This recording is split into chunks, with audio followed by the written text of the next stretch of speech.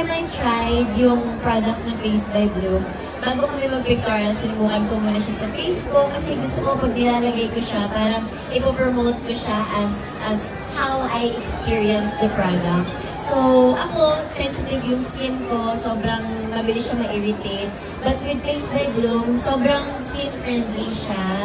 And sa mga starters, nakakasimula pa lang mag-skincare routine, parang this is the best product na pwede nilang gamitin. And very easy steps lang, and konti na yung kailangan nilang gawin in order for them to have a blooming face like me.